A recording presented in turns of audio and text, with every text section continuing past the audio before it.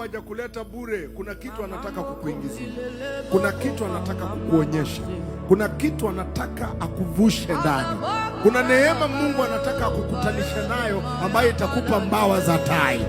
Lakini kumbuka neno lake linasema ombeni nanyi mtapewa. Inamaanisha usipoomba haupewi.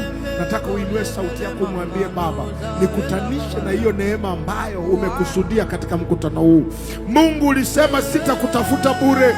Nikutanishe Bwana na hilo neno ambalo umekusudia kwangu katika mkutano huu. Mbingu ni za Bwana, lakini nchi amewapa watu. Tafsiri yake ni nini? Tunaihudumia dunia ile ile, watu wale wale walioumba Mungu, majira ni yale yale, nyakati ni zile zile, lakini kuna mambo mengi ambayo yamefichwa, na watu pekee waliopewa neema ya kuwafumbua mambo hayo ni sisi.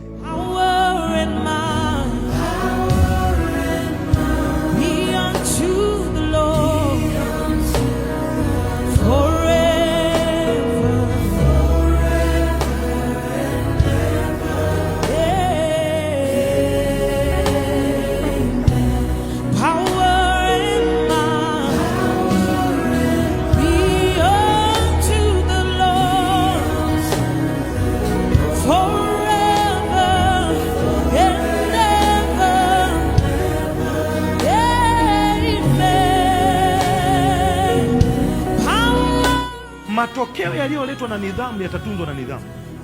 Yaani, ili barafu iendelee kukaa kuitwa barafu, isigeuke kuwa maji, lazima iendelee kukaa kwenye baridi. Kwa kama ni nidhamu itakupa neema ya utumishi, nidhamu itatunza utumishi wako. Neema ya utii ambayo itaachiliwa kwa washirika wako inaanza na wewe. Vile unavyotii Mungu ndivyo washirika nao watakutii.